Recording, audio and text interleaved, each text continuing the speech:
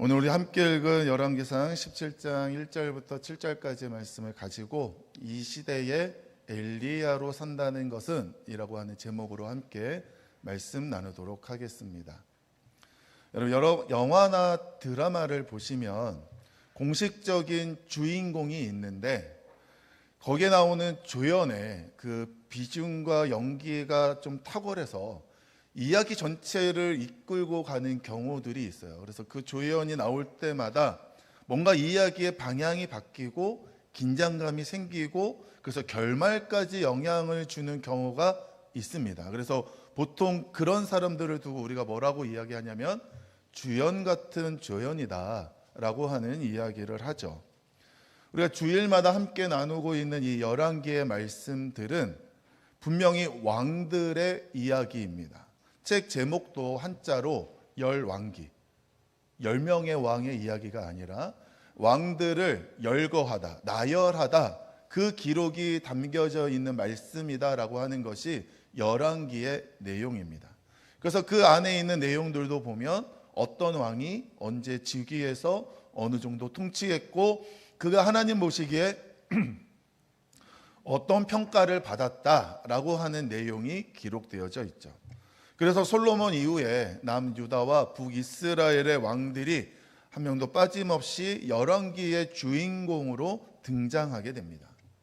그런데 이 열왕기의 내용들을 우리가 조금 더 주의 깊게 살펴보고 또 지난 우리의 여러 번의 이 열왕기의 말씀들을 살펴보다 보면 이상한 점 한 가지를 발견하게 되는데 겉으로 드러나는 것은 분명히 인간의 왕이 주인공으로 나타나는데 사실 그 이야기는 보이는 왕이 이끌어가는 것이 아니라 보이지 아니하시는 왕, 즉 만왕의 왕이신 하나님께서 그 모든 이야기를 이끌어 가신다는 사실을 발견하게 됩니다. 특별히 이것이 우리가 주일 예배 때 함께 나누는 열왕기 강해의 주제에 해당합니다. 여러분들 주보에 혹시 보셨는지는 모르겠으나 제목에 보시면 항상 작은 글씨로 그 위에 왕들의 시대, 하나님의 이야기라고 하는 것이 계속해서 적혀 있습니다. 열왕기, 왕들의 시대의 이야기이긴 하지만 이것은 곧 누구의 이야기다? 하나님의 이야기다. 하나님이 그 모든 이야기를 이끌어 가시고 하나님이 그 모든 이야기의 주인공이 되신다라고 하는 것을 이 열왕기의 말씀의 핵심으로 우리가 알고 있어야 됩니다. 즉 인간의 왕의 결정에 따라가 아니라 만왕의 왕이신 하나님의 뜻대로 진행되는 것이죠. 그리고 이 열왕기에는 하나님의 뜻을 들고 등장하는 사람들이 있습니다. 왕은 아니지만 권력도 없고 군대도 없고 힘은 없으나 이야기 전체의 흐름을 바꾸는 사람이 등장하게 되는데 바로 주연과 같은 조연의 역할을 감당하는 오늘 본문에 등장하는 바로 엘리야가 그런 인물입니다. 여러분 엘리야는 왕이 아니죠. 권력과 큰 물질을 가지고 있거나 많은 사람이 따르는 그런 인물도 아닙니다.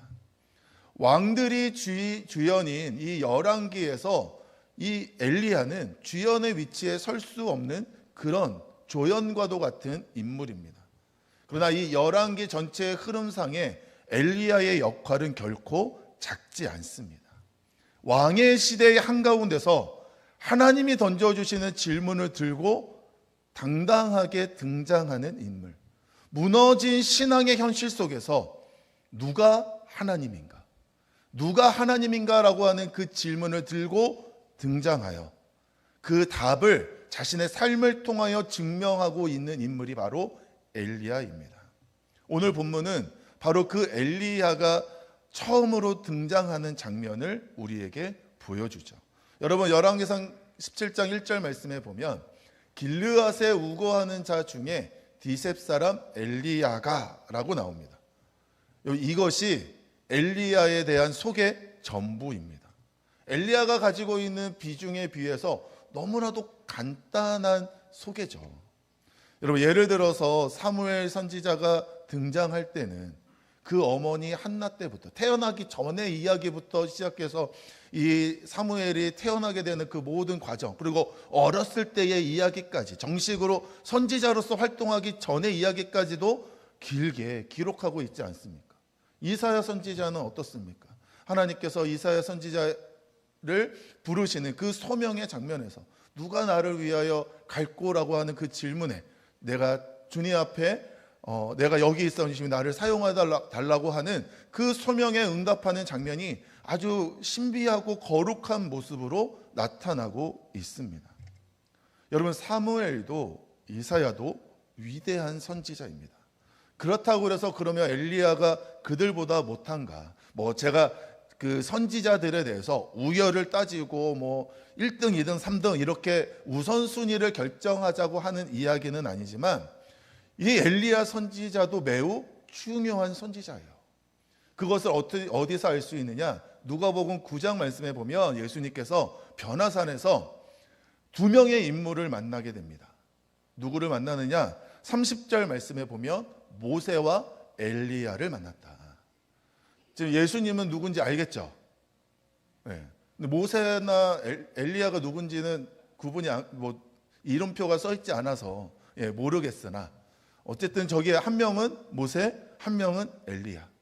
예수님께서 그 변화산에서 신비하게 변모되어져 있는 상황 가운데 율법의 대표인 모세와 예언의 대표인 엘리야를 만나서 예수님이 별세할 것에 대해서 함께 이야기 나누는 장면이 누가복음 9장의 변화산의 이야기로 기록되어져 있습니다. 그렇다고 한다면 얼마나 이 엘리야가 중요한 인물인가를 알 수 있는 거죠. 여러분, 엘리야의 소개가, 이렇게 중요한 엘리야의 소개가 오늘 본문 말씀에서 매우 간단하다고 하는 것은 그에 대해서 그렇게 정보가 없어서가 아니라 의도적으로 생략한 것입니다. 왜냐? 열왕기의 관심은 엘리야가 어떤 사람이냐에 있는 것이 아니라 엘리야를 통해서 하나님이 어떤 분이신지를 드러내는 것에 목적이 있기 때문에 엘리야가 얼마나 위대한 사람이냐가 중요한 게 아니라 그 사람을 사용하시는 하나님이 얼마나 위대한 분이신가, 그 하나님을 드러내는 데 목적이 있기 때문에 그 목적에 의해서 엘리야의 자리는, 인간 엘리야의 자리는 비워두고 그곳에 하나님의 이름이 가득하도록 채워 놓은 겁니다. 그러면서 엘리야는 자신의 삶을 통해 누가 하나님인가라고 하는 시대적인 질문에 자기의 삶을 통하여 증명하고 있습니다. 또한 엘리야의 이름의 뜻이 여호와가 하나님이시다, 여호와는 나의 하나님이시다 라고 하는 이름의 뜻을 가지고 있습니다. 이것은 그저 이름의 뜻을 설명하고자 하는 것이 아니라 그 시대적인 누가 하나님인가라고 하는 질문에 엘리야 스스로가 그 이름으로 그 질문에 대한 답을 주고 있는 거죠. 여호와가 하나님이시다, 여호와가 나의 하나님 되신다. 아합으로 대표되는 우상 숭배에 가득한 그 시대 가운데 하나님이 여호와가 나의 하나님 되심을 선언하며 어떻게 보면 신앙의 선전포고를 내리는 것과 같은 엘리야의 등장이 나타나고 있는 겁니다. 그러면서 엘리야가 등장하자마자 아합 왕 앞에 서서 이야기를 하는데 어떤 이야기를 하느냐? 1절 말씀에 보면 내 말이 없으면 수년 동안 비도 이슬도 있지 않겠다. 그러니까 이제 비도 이슬도 그친다라고 이야기합니다. 여러분, 왜 하필 비일까요? 여러분, 이스라엘 땅, 이 가나안 땅은 이제 출애굽해서 나온 애굽 땅과는 전혀 다른 상황입니다. 이집트는 나일강을 중심으로 해서 그 주변에서 이제 농업을 하면서 살아왔던, 그래서 그 나일강이 범람하고 이렇게 되는 일들 때문에 그것에 대해서 미리 예측하고 계산하고 그러다 보니 인간의 문명이 발달하여 고대의 이집트 문명이 발생하게 되는 거죠. 그러다 보니까 강을 중심으로 해서 인간의 어떤 능력, 계산하고 수치하고 예측하고 하는 그런 것들이 매우 필요한 상황이어서 이집트는 나일강을 중심으로 문명이 발생하게 됩니다. 인간의 능력이 중요한 곳이죠. 그런데 가나안 땅은 좀 차원이 다릅니다. 가나안 땅은 강이 아니라 하늘에서 내리는 비에 전적으로 의존할 수밖에 없는 땅이에요. 그래서 신명기 말씀에서는 가나안 땅을 어떻게 설명하고 있냐면 11절에 하늘에서 내리는 비를 흡수하는 땅이다. 여러분 이스라엘 보신 분들은 아시겠지만 광야라고 하는 곳은 겉보기에는 그저 사막과 다를 바가 없습니다. 그런데 거기에 비가 내리는 우기에는 그곳에서 풀이 자라고 꽃이 피고 물도 흐르게 돼요. 그것이 비가 내릴 때 가능합니다. 그러나 비가 내리지 않는 건기에는 완전히 황량한 사막과 같은 또 어떤 생명체도 살아가지 않는 그러한 죽음의 땅으로 바뀌게 되는 거죠. 그러니까 전적으로 하늘을 바라볼 수밖에 없는 땅이 가나안 땅이라는 겁니다. 그래서 12절 말씀에 뭐라고 그래요? 하나님 여호와께서 돌보아 주시는 땅이다. 하나님께서 이른 비와 늦은 비를 내려주셔서 그에 합당하게 살아갈 수 있도록 비를 내려주시지 않으면 인간적인 방법으로는 살아갈 수 없는 땅, 그곳이 바로 가나안이다. 그러므로 가나안 땅은 인간의 힘이나 인간의 지식이나 인간의 능력으로 살아갈 수 있는 곳이 아니라 오직 하나님만 의지하고 하늘만 바라보며 살아가야 되는 곳이 가나안입니다. 그래서 가나안 땅에서 살아간다라고 하는 것은 신앙의 문제라는 거예요. 내가 하나님만 의지하는가, 하나님만 바라보는가. 이 지점에서 바알 신앙이 등장하게 됩니다. 여러분 북이스라엘이 섬긴 바알은 비와 풍요를 주는 신이에요. 그러니까 하늘에서 비 내리는 것이 중요한 이스라엘 사람들 입장에서 이 신은 비를 내려준대, 우리에게 풍요를 준대 라고 하는 그 이야기가 얼마나 마음에 혹합니까?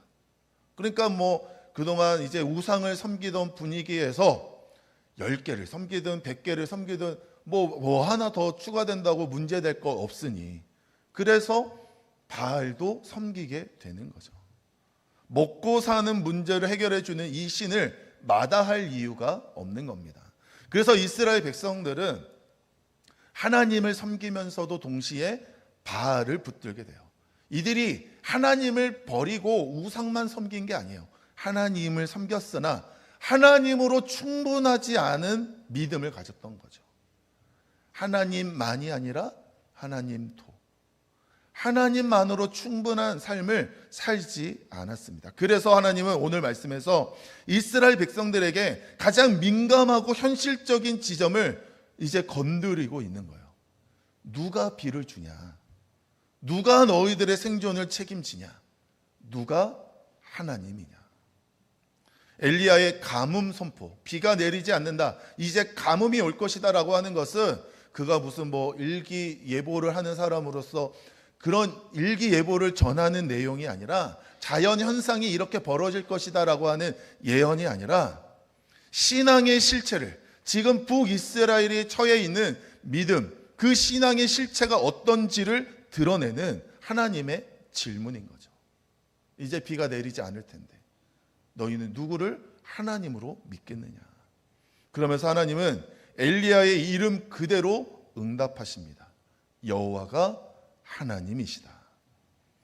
이제 가뭄이 시작되자 하나님이 엘리야에게 말씀하시는 내용이 3절부터 6절까지에 나오게 되는데 무엇이냐면 하나님께서 그릿 시냇가로 엘리야를 보내십니다. 그곳에서 숨어 지내라 라고 말씀하시면서 그곳에 가 있는 엘리야를 까마귀를 통하여 먹이시고 그곳의 시냇물을 통하여 마시게 하십니다. 하나님께서 엘리야를 보호하시는 거죠. 그러나 하나님이 지금 보호하시는 곳이 그릿 시냇가이기는 하지만 그곳에서의 삶도 사실 불안정합니다. 하루치 까마귀가 가져다 주는 먹을 것을 먹어야 되고 또 이제 비가 그치니 언제 마를지 모르는 그 시냇가의 시냇물을 마시며 살아야 되는, 또 이후에 앞으로 미래에 대해서 너는 어떻게 될 것이다 라고 하는 말씀도 없으신 그런 상황에서 지금 엘리야는 그리시네가에 거하고 있는 거죠. 물론 하나님께서 하나님의 사람을 굶기시지는 않으시지만 하나님께서는 그가 스스로 안정감을 가질 수 있는 상황도 만들어주지 않으셨어요. 왜냐? 여러분, 신앙이라고 하는 것이 안정 속에서 자라는 것이 아니라 의존 속에서 자라기 때문입니다. 우리 인간은 안정을 원하죠. 뭔가 안정된 상황을 원합니다. 그러나 하나님은 하나님을 의존하기를 원하세요. 여러분, 우리의 믿음, 우리의 신앙은 안정적인 터 위에 자라는 것이 아니라 전적으로 하나님을 의존할 때, 하나님을 의지할 때 우리의 믿음이 성장하게 되는 줄 믿습니다. 그러므로 여호와 하나님께서 비가 없어도 하나님이 되시고 까마귀를 통해서도 하나님이 되신다.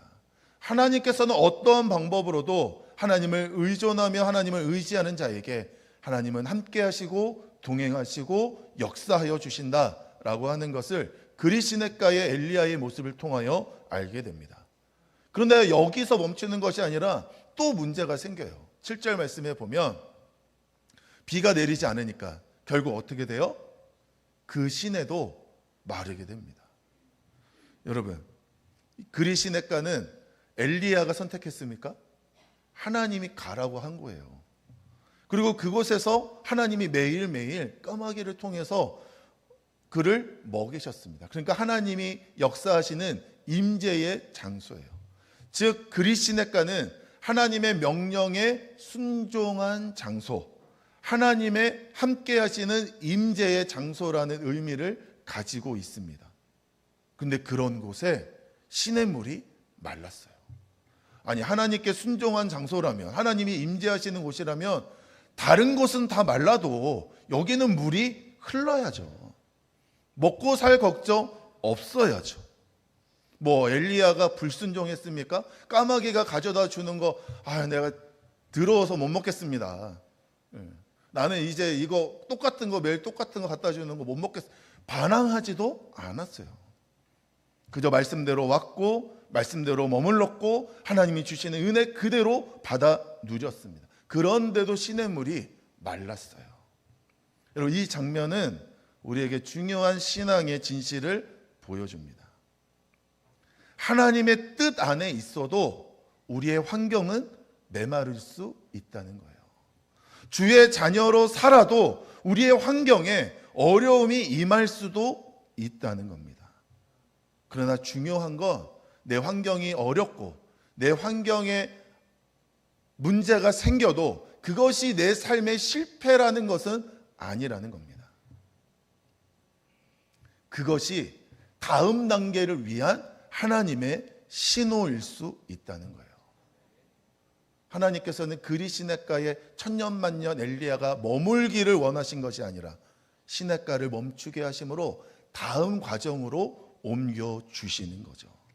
그러므로 주의 자녀로 산다는 것은 항상 형통한 길을 걸어가는 것이 아니라 때로는 메마른 순간이 온다 할지라도 그때에도 하나님을 붙들고 하나님을 의지하며 살아가는 삶, 그것이 곧 주의 자녀의 삶의 모습인 줄 믿습니다. 여러분, 오늘 말씀 제목이 이 시대의 엘리야로 산다는 것은입니다. 이 시대의 엘리야로 산다는 것은. 여기에 전제는 뭐냐면 이미 우리는 엘리야와 같은 존재다. 여호와가 나의 하나님이십니다라고 고백하는 엘리야와 같은 존재라는 거죠.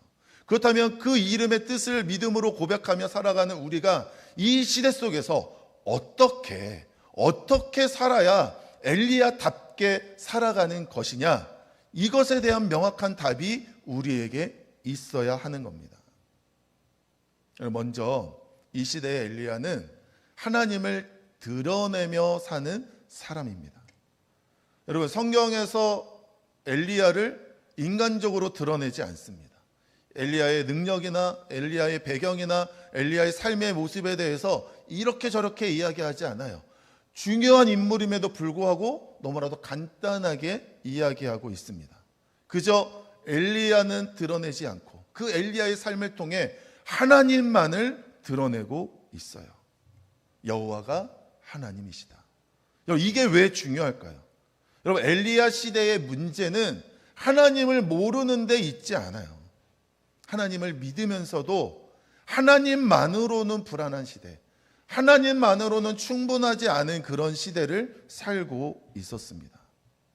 그래서 그 사람들이 여호와를 예배하면서도 바알을 예배했고, 하나님을 예배하면서도 다른 수많은 우상들을 섬기는 모습을 보이고 있습니다. 우리가 살아가고 있는 시대는 어떻습니까? 여러분, 우리가 하나님을 부인하나요? 그렇지 않죠. 우리도 하나님을 예배하기 위해서 추운 날씨에도 뚫고 이렇게 와서 예배드리고, 하나님 말씀 앞에 서고 하나님께 기도하며 하나님 앞에 주시는 사명 감당하면서 우리의 믿음, 우리의 신앙 열심히 지키고 있습니다.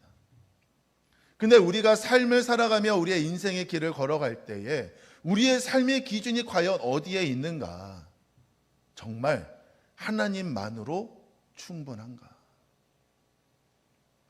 여러분, 세상 속에 우리가 살아가면서 무엇이 더 안전한가? 무엇이 더 확실한가? 무엇이 손해를 줄여주는가라고 하는 삶의 문제들, 질문들을 만날 때 우리가 하나님만 보는 것이 아니라 때로는 세상적인 것들이 우리의 눈에 보일 때가 있다는 거예요.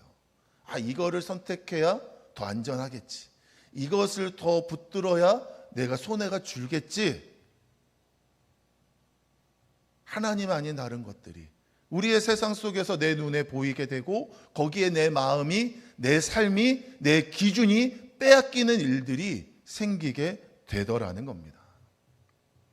그러니까 하나님과 바알을 섬겼던 북이스라엘의 모습이 지금 이 시대를 살아가고 있는 우리의 모습과 별반 다를 바 없는 모습이라는 거예요.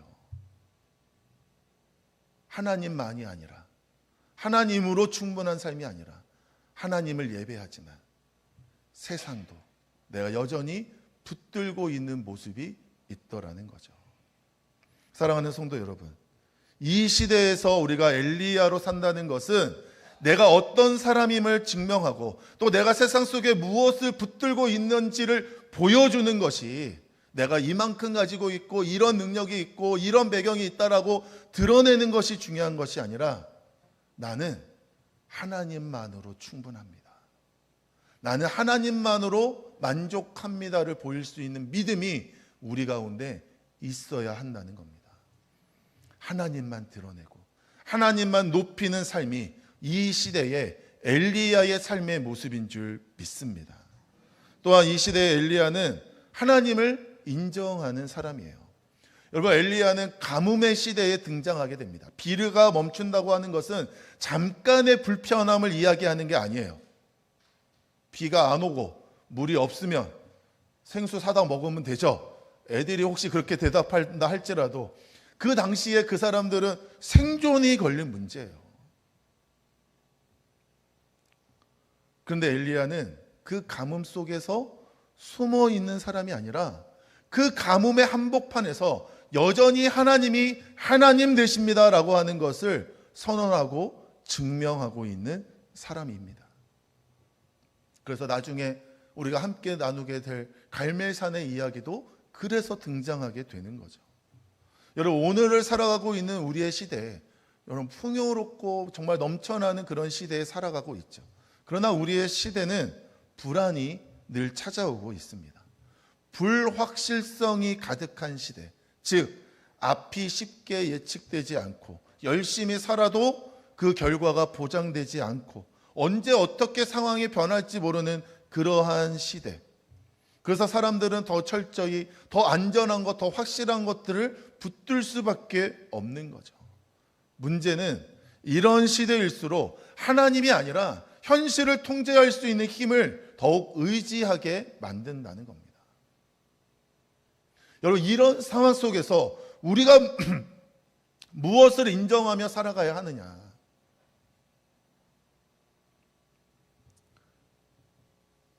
권력을 인정하고, 물질을 인정하고, 사람을 인정하고, 뭔가 다른 세상에 있는 것들을 인정하면서 그것 붙들고 그것 의지하며 살아야 됩니다 라고 하는 것이 아니라, 불확실성이 가득한 이 현실 속에서도 우리는 하나님만을 인정하며 살아야 하는 거죠.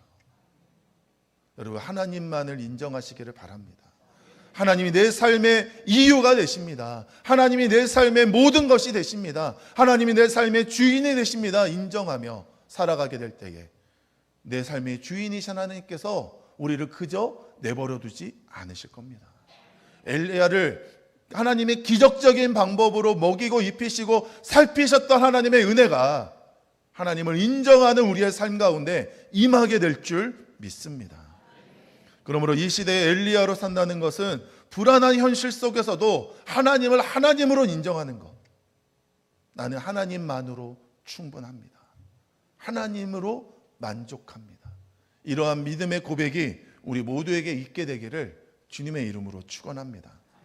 마지막으로 이 시대의 엘리야로 살아간다는 것은 전적으로 하나님을 의지하는 삶이에요. 여러분, 하나님은 엘리야를 가뭄이 선포되는 그 순간 많은 것이 채워져 있는 궁전으로 보내지 않습니다. 그릿 시냇가로 보내요. 먹을 것이 없어서 까마귀를 통하여 하나님의 기적적인 방법으로 먹이신 곳입니다. 굶어 죽지는 않지만 안정적인 곳이라 이야기할 수 없죠. 하루치의 공급, 내일이 보이지 않는 삶, 또 하나님 앞에서 뭔가 더 많은 것들을 쌓아둘 수 없는, 그런 저장할 수 없는 그런 삶의 모습을 가지고 있는 곳입니다.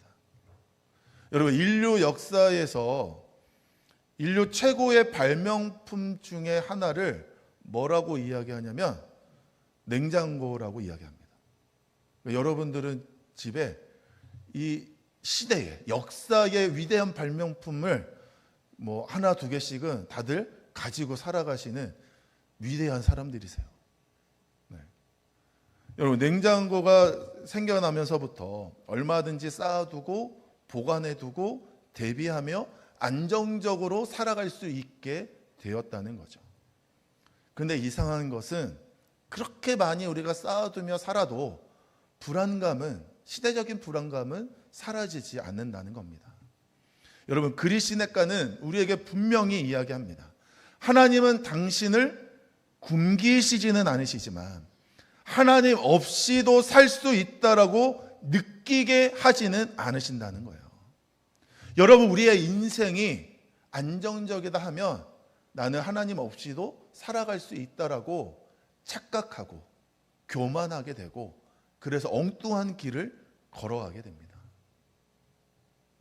여러분, 내가 안정적이어서 하나님 없이도 살아갈 수 있다라고 하는 것이 축복이 아니라, 내가 때로는 불안한 인생의 길을 걸어가도 나는 하나님 없으면 살아갈 수 없습니다라고 느끼는 것이 우리의 삶의 축복인 줄 믿습니다.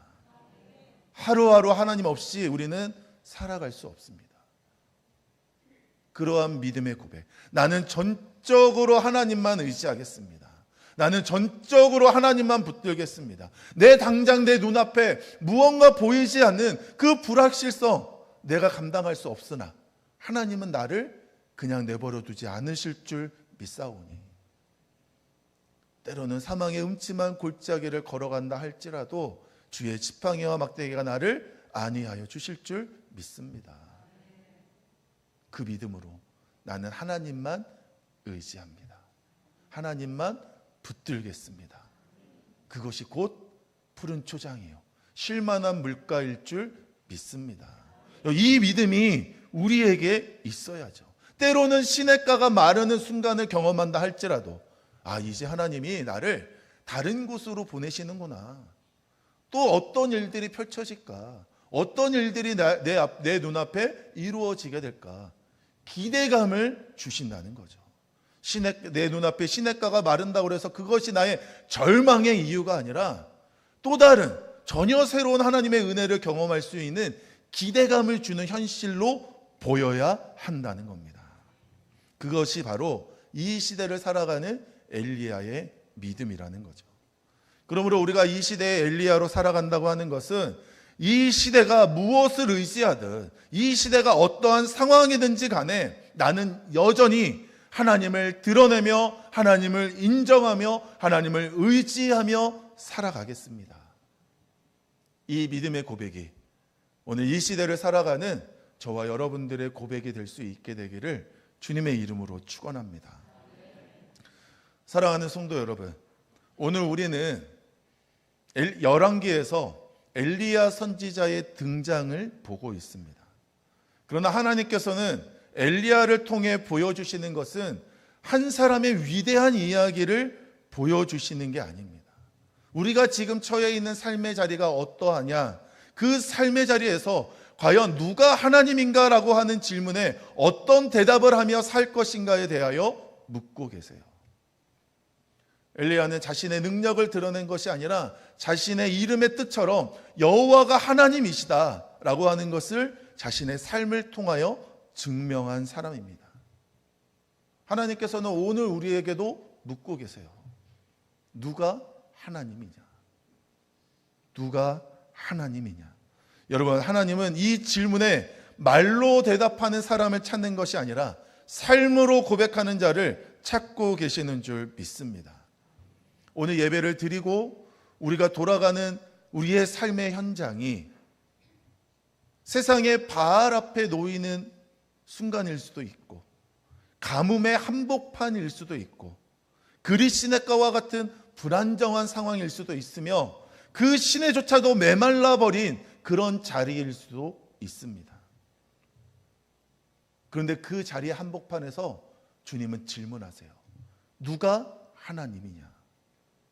여러분, 이 질문에 우리가 말이 아니라 삶으로 대답한다면, 내 삶으로 하나님이, 여호와가 하나님이십니다, 여호와가 하나님이십니다, 하나님만이 나의 하나님이십니다 라고 증명한다면, 하나님을 드러내고 하나님을 인정하고 하나님을 의지하는 삶을 살아간다면 우리는 이미 이 시대에 엘리야와 같은 인물이 된 줄로 믿습니다.